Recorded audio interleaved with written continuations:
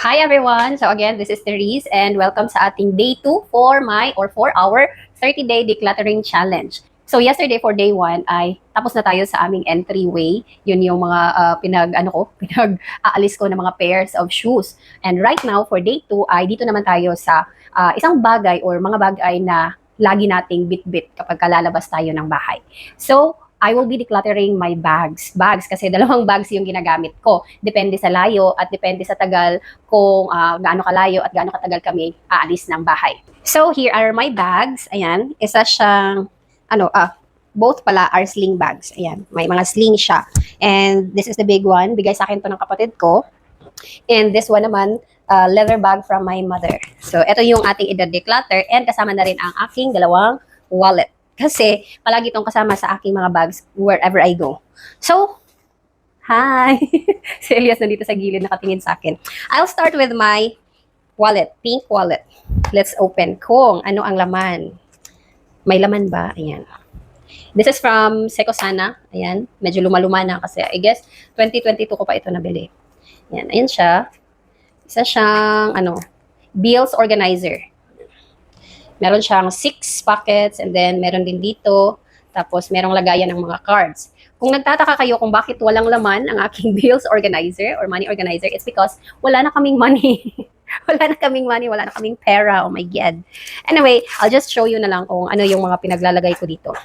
So, dito sa una is miscellaneous. Ito yung mga kung ano-ano mga gastos. Tapos yung pangalawa for food. Tapos utilities, electricity, and water plus internet. And then, dito naman next is house rent.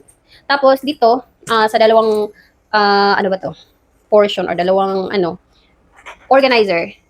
Last year, nilagyan ko ito ng for pregnancy. Yun sa pagbubuntis ko, may budget ako for my vitamins and for my checkups. And the last one is pang tuition ni Elise. But right now, since nanganak na ako, so wala na. And wala na rin siyang laman. Anyway, let's declutter na kung ano yung mga laman dito. Ayan. Meron siyang laman dito sa may portion na to. Ang aking COVID-19 vaccination card. Yan, dito lang siya. Kasi in case na kailanganin, kahit wala naman ng COVID dito sa amin, but maybe may maghanap. Tapos, receipt ng aming internet. And since magdi-declutter tayo, tapos na to, nakapagbayad na ako. So, one item down, yung COVID-19 vaccine card, dyan lang yan. Tapos, dito naman sa likod, ayan, merong, mga prescriptions ng gamot ni na Elise at Elias nung nagpa-check up kami last June 26, 2025. So, I will let this go kasi hindi na yan magagamit since nagpa-check up ulit kami noong July. So, dito sa little pocket, walang laman. So, clear na itong aking isang wallet. Pera na lang ang kulang. Dito naman, etong wallet na to, na inutang pa namin noon, pero bayad na, of course. Ito yung parang everyday wallet talaga namin kasi dito namin nilalagay yung pera namin as a family. And ito nga pala ay Kipling. So, I'll open it again for you to see. Ayan, may laman. May laman siyang dalawang yellow bills. Huwag natin yung i-declutter. Tapos, dito naman sa isang side o isang pocket, merong dollars and euro. So, ayan. Bigay ni Mama for souvenir. So, we'll just keep it here. Kasi hindi na yan siya na-exchange. Kasi may mga UP, may sulat. Kaya, ayan, hindi na napapalitan. And dito sa center ng aking wallet ay prayer card. Tapos, aking mga jewelries. Ayan. My wedding ring, earrings, and my class ring. Dito yan sa my zipper para hindi mahulog in case na magbukas ng wallet. Tapos, yan siya. May snap button and ganyan yung pagbukas. I have my driver's license, my ATM card, husband's ATM card, another ATM card ko, tapos Mercury Drug, ano ba tawag dito? Suki card. Mercury Drug Suki card. So, I'm still using this one and this one. And I also have a card for Palawan Pawn Shop. Diba? My card for Palawan Pawn Shop. And parang hindi na ito decluttering. Para na siyang wallet raid or bag raid. This card from Unisilver, ito yung card for free cleaning services. So, tatabi ko pa yan dahil magagamit pa namin to. And ano to? Oh! Super tagal na nito. Ayan. 2016. April 12, 2016. This is from BIR. I will declutter this one. I will throw this away, but before that, I will take a picture of it para may record ako ng aking TIN or tax identification number. Hindi ko pa yan natatapo. 2016, almost 10 years na. Ito naman is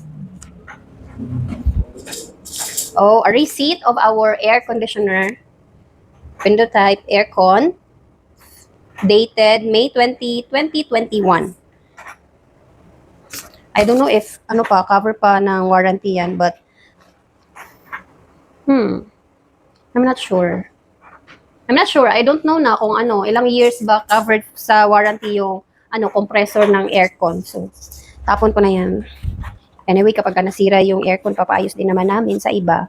Hindi na doon sa sa pinagbilhan namin or binilhan namin. So, this is an ID na tinago ko dito sa hindi siya visible sa aking wallet. Ayan, dito siya. This is my PRC ID. Ayan, expired na ito. Matagal na. 2023. I'm not sure if kailangan pa to kapag nag-renew. So, I'll just keep it here. Sa same na pinaglagyan ko sa kanya. Tapos, wala na. Wala nang iba. Okay. Meron pa palang another secret packet dito. May nalagay ako ditong cash galing sa mga ninong at ninang ni Elias. So, dito yan siya para hindi namin magamit. Yan. And, I have also a gift check from the appliance center na binilhan namin ng dryer, pati yung aircon namin. So, I'll keep it in case na bumili kami ng ibang appliances or ibang items tapos magamit namin. It's 100 pesos. Oh, sino ba kayang magbibigay ng 100 pesos nang walang dahilan? So, might as well keep this. Tapos, information or login details ko sa aking SSS account or online account. Pasensya na if you can hear Elias in the background. Naboboard na siya sa kanyang walker. Here. And may mga cards din ako dito pala na hindi pa na ipapakita.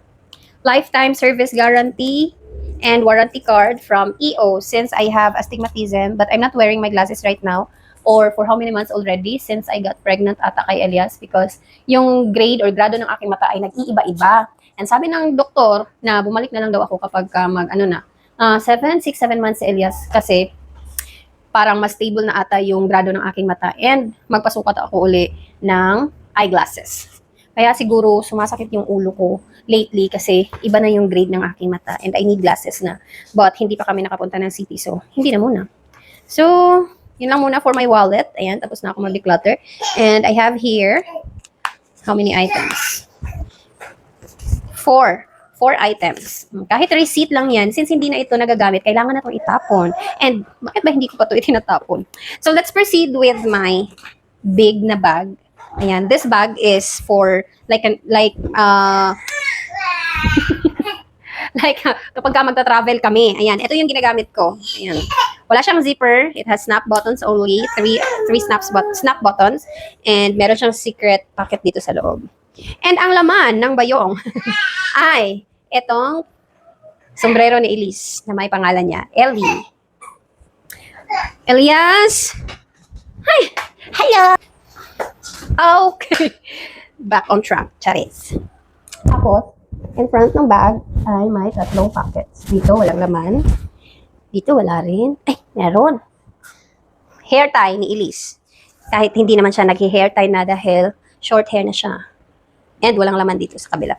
So, if you're wondering why it has no laman, bakit wala siyang laman, it's because every time na kapag nagta-travel kami and then uuwi, talagang kinukuha ko yung mga laman. Like for example, mga maruruming damit, nilalagay ko sa laundry basket and yung mga damit na hindi nagamit is binabalik ko sa aming lagayan ng damit. Oh my God, I look so tired, I guess. Nilalagay ko or binabalik ko sa aming drawers or sa aming lagayan ng mga damit, yung mga hindi nagagamit. And then yung iba pa, yung mga wipes, diapers, nilalagay ko rin sa kanilang mga lagayan para ma-empty talaga itong bag. And for the next time na aalis kami, kukuha na naman ako ulit. Yan, kukuha na naman ako ulit ng bagong damit, bagong diaper, bagong wipes, or not bagong wipes, but kukunin ko yung nandun sa basket ni Elias. So, it's a big job, but it's okay. I like it that way. Ano pa? This bag right here Ito yung pang everyday bag ko kapag ka namamalengke or dito lang sa malapit. Ito yung ginagamit ko. Sling bag. This was from my mother way back 2019. Ito naman bigay ng aking sister around 2020 or 2021. 2021. Buntis ako kay Elise nung binigay niya to sa akin. And this one from 2019. And it has three compartments. 3 compartments or pockets, or I don't know how do you call that one. Big, small, smallest. Yan. So, let's start with here sa pinakamalaking compartment. Nandito ang aking headband. And since ginagamit ko naman ang headband not every day, but this is where I will usually look for my headband. So, I'll just put it here again. And I have here my old phone na ginagamit ni Elise, but right now parang nasira na siya. Need pa siya ipaayos. So, I will put this in my drawer. I'll just put it here. I'll put it in my drawer para hindi ko na siya dala-dala every time na aalis kami kasi it would take up space in my bag and hindi naman siya nagagamit. And christening giveaway from my friend. This shouldn't be here. Tapos, ointment for skin allergies. Hindi ko to ilalagay dito sa bag kasi maglalagay lang ako ng ointment kapag nandito na sa bahay. I'll just put it in my mga kasama ng aking lotion, sunscreen, ganun. Isapot na dyan si Elias. Tapos, I have here sticker, Cebu Pacific, limited release tag sa bag or sa luggage ni hubby. I don't know why it's here. And then dried na wet wipes. And my savior every time I have asthma attack, my inhaler. So, I will put it here. Para kapag hinanap ko, madali ko na lang siyang mahanap. And then, this should be in my bag forever. Susi sa bahay ng aking parents. Whenever I go there, meron akong susi. And a coin. Diyan lang yung coin na yan because my coin purse serves as our key holder sa susi dito sa bahay. So, my coins directly go here. Wala nang laman. Ay! May secret pocket pa pala dito sa big compartment ng bag. Ayan. And ang laman is mga important items like important na small items like flash drives. So, whenever I look for my flash drives, dito siya nakalagay. Mwah! Yes! So, that's it for my day 2 sa pagde-declutter ng aking bags and wallets.